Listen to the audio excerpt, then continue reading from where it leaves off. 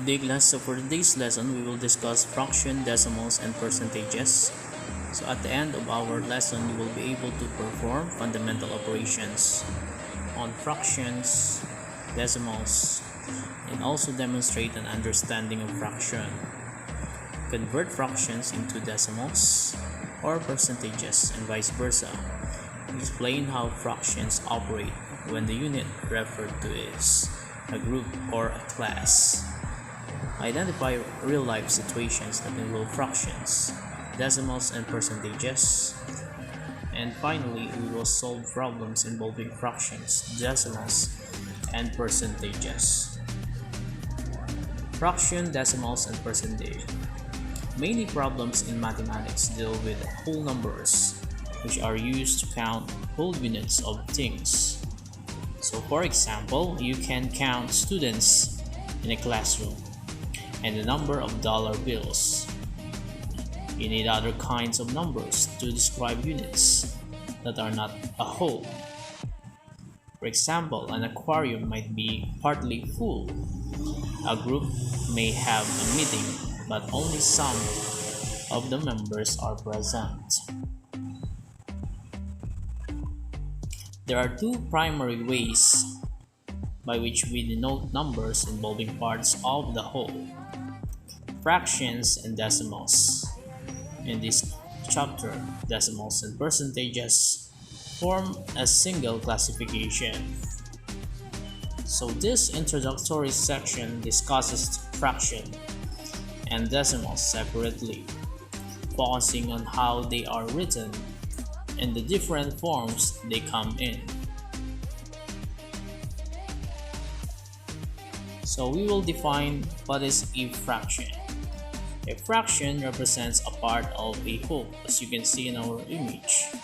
It consists of a numerator and a denominator. The numerator is the number above the fraction bar, and the denominator is the number below the fraction bar. The fraction bar is called the Venn column, which indicates division. As such, the denominator is the divisor. Hence, it shows into how many parts a whole is divided. The numerator is the dividend. Hence, it shows how many parts of the whole are called for. Whole here is not limited to a unit as one. Rather, it also refers to a group as a whole, say a class, a family, a team, or any other group taken as a unit. Fractions in real life. So for example, if a class consists of 30 students and we have 20 boys and 10 girls, we say that 20 out of 30 or 20 over 30 or 2/3 are boys, and 10 out of 30 or 10 over 30 or simply 1/3 are girls. So we have the three types of common fractions. So the first one, proper fraction, improper, and the mixed number. Fractions are used by construction companies in instances like mixing of concrete. They have to know what part should be the gravel, what part should be the sand, and what part should be the cement to ensure that a fence will withstand, say, an earthquake. Perhaps one bag of cement will need 5 buckets of sand, 3 buckets of gravel, and 3 buckets of water. Therefore, if we take the combination of sand, gravel, and water as 1, we can say that 5 over 11 is sand, 3 over 11 is gravel, and 3 over 11 is water.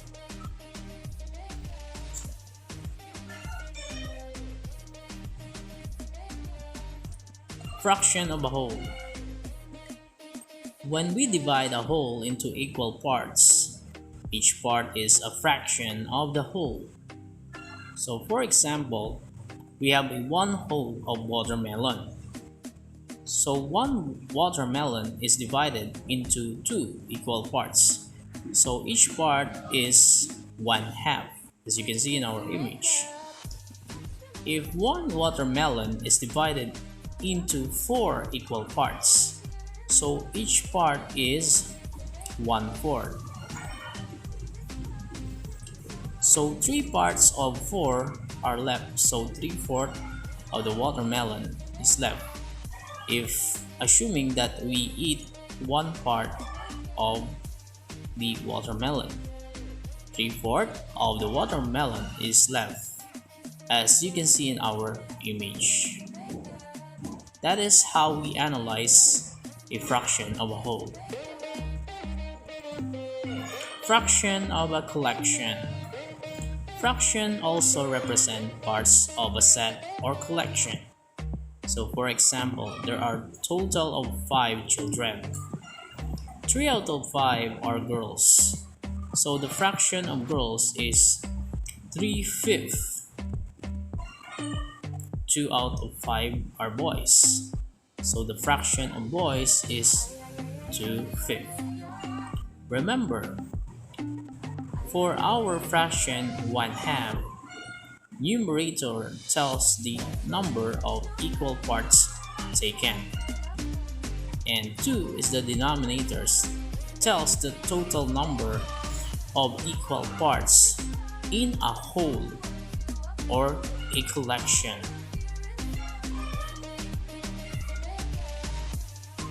So we have also another real-life examples.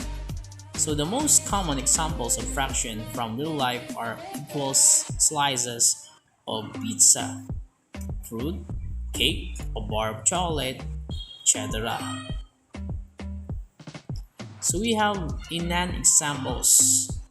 So this is when the parts of the whole are unevenly divided. So as you can see in our image, the pizza and all of the shapes are unevenly divided. So therefore, we can say that they do not form fraction.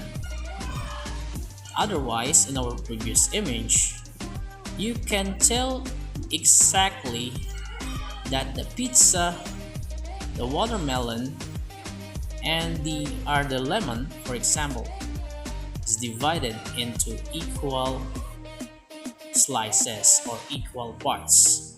So we can say that this previous example is a fraction, or it represents a fraction. Let us now proceed to types of fraction. So we have the first one, the unit fraction. This is the fraction with numerator 1, are called unit fraction. So as you can see here, 1/2, 1/3, 1/4, and 1/5. They have all 1 as their numerator. So they are called unit fraction. Next, we have the proper fraction. A proper fraction is a fraction whose numerator is less than the denominator. These are fractions that express amounts which are less than a unit. As such, the numerator is always less than the denominator. The following are proper fraction. So as you can see here, we have 1/2, 2/3, 3/4, 2/3, and 5/8. So as you can see, all numerators is less than its denominator. So they are called proper fraction. Next, we have an improper fraction. An improper fraction is a fraction whose numerator is greater than or equal to the denominator. So we have 3 over 3, 6 over 5, 7 over 4, 11 over 6, and 18 over 11. So it says there that the numerator is greater than or equal. So we have an example, 3 over 3. The numerator is equal to its denominator, and the rest is greater than its denominator. 6 over 5, 7 over 4, 11 over 6, and 18 over 11. They are called improper fraction. Fraction whose numerator is greater than or equal to the denominator. Next, we have mixed number. A mixed number is a combination of an integer, whole number, and a fraction. The following are mixed numbers. So we have 1 and 1/3. It is read as 1 and 1/3. 1 is the whole number and 1/3 is the fractional part. Next, we have 5 and 3/4. Reads as 5 and 3/4. 5 is the whole number and 3/4 is the fractional part. Next, we have 2 and 3/5. 2 is the whole number and 3/5 is the fractional part. Next, we have 8 and 1/4. 8 is the whole number and 1/4 is the fractional part.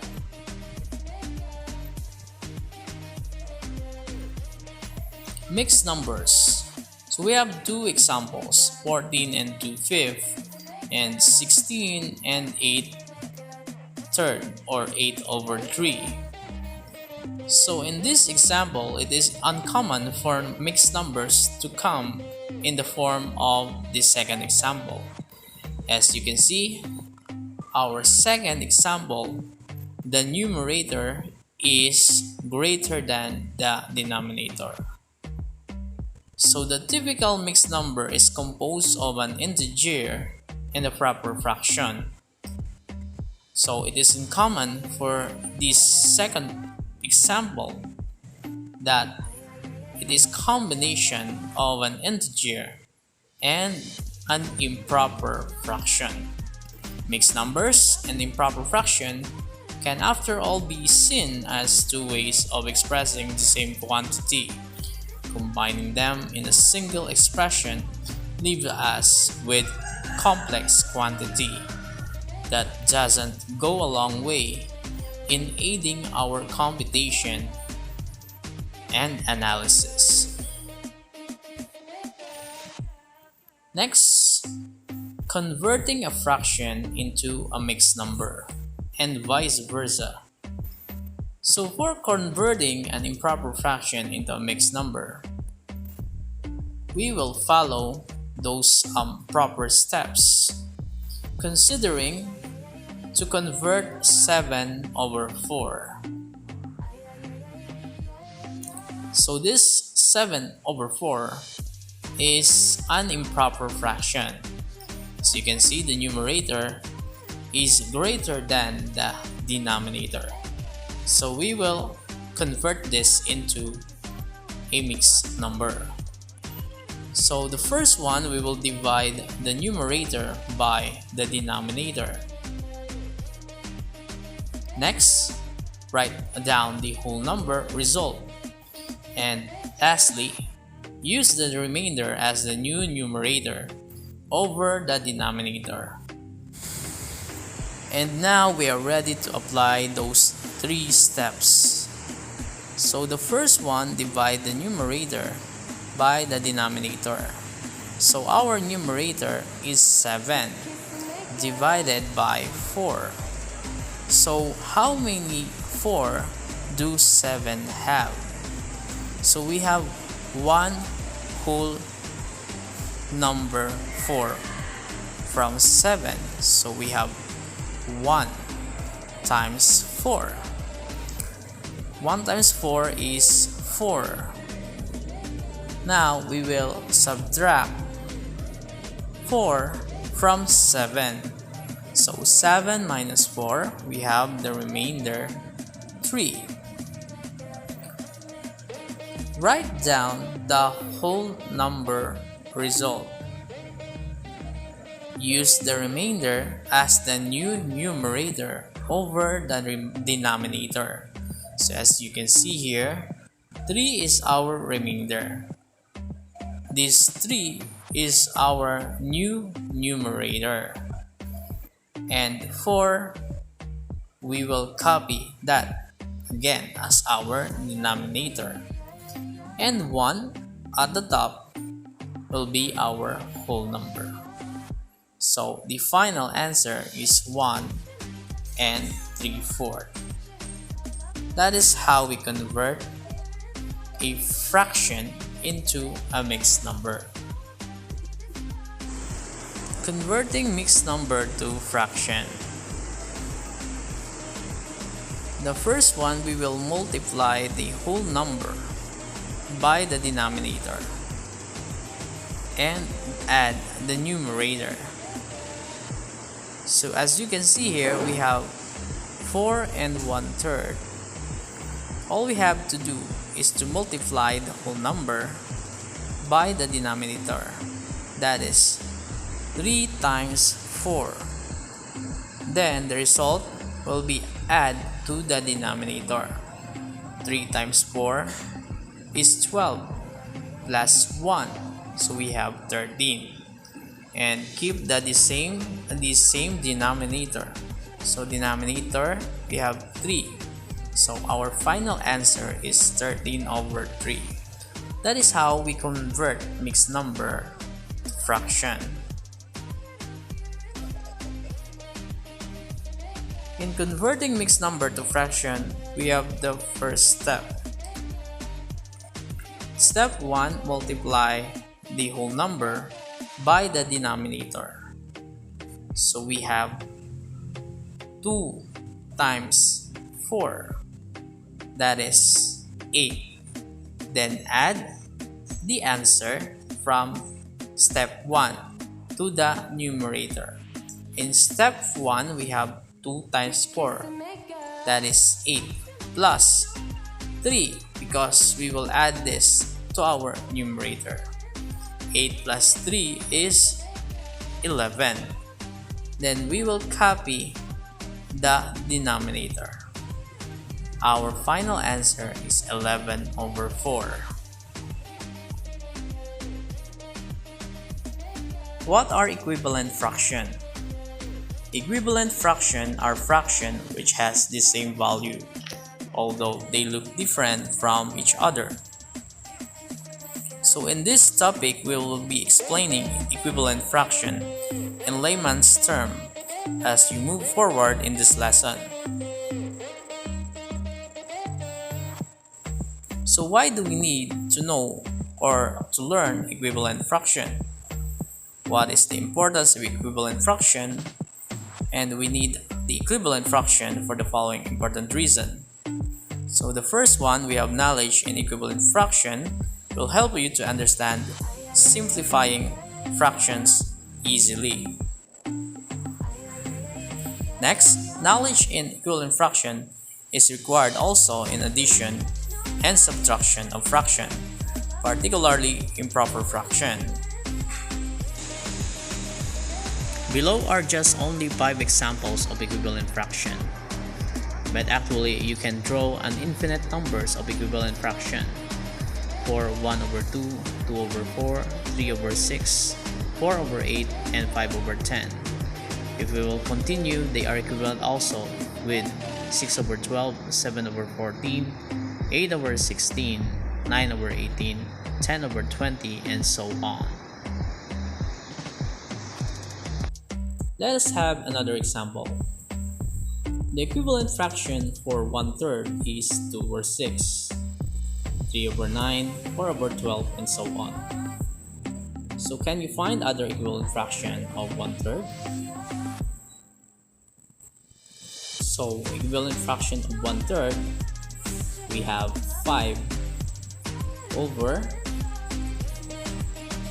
15. We have also 6 over 18. We have also 7 over 21.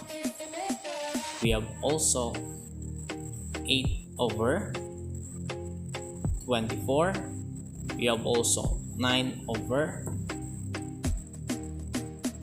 27, and so on and so forth. They are all equivalent fraction. Steps to find equivalent fraction in summary. To obtain any equivalent fraction, we need to follow 2 simple steps. So the step 1, think of any whole number. This number will be used to find equivalent fraction of our given fraction. Step 2, multiply or divide the numerator and the denominator of our fraction with the whole number we obtained in step 1. The result after performing step 2 is our equivalent fraction. We have only 2 steps to follow. So how to do the multiplication or division as what step 2 describe? So for letter A, finding equivalent fraction by multiplication. To find equivalent fraction by multiplication, multiply the numerator and the denominator with the same whole number we have selected in step 1. The result after performing the multiplication will be our equivalent fraction. We come up with infinite number of equivalent fraction using multiplication technique. So see example below. So we have an example, find the equivalent fraction of 2 over 4. So we will now choose a number and multiply that in our numerator and denominator. So we will choose 2.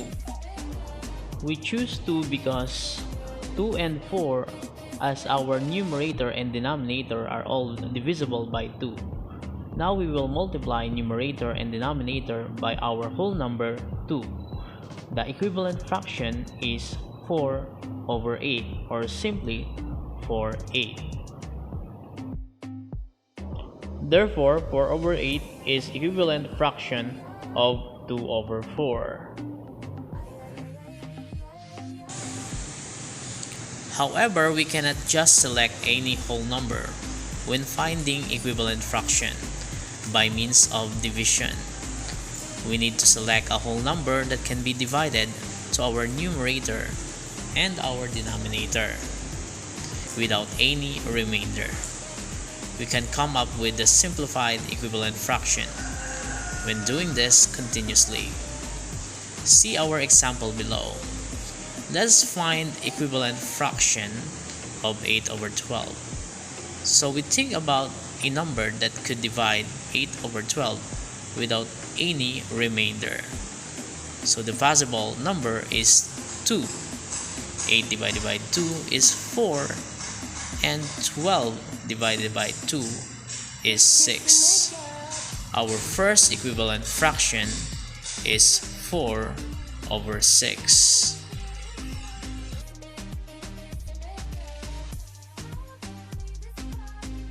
Now 4 over 6 is also divided or divisible by 2. So we will divide also 4 over 6 by 2. 4 divided by 2 is 2, and 6 divided by 2 is 3. Our next equivalent fraction is 2/3. Therefore, we can say that 8 over 12 has equivalent fractions of 4 over 6 and 2/3. Note that you can divide both the numerator and denominator of a fraction by any number except 0 to find the equivalent fraction. Why? Because any number divided by 0 is undefined.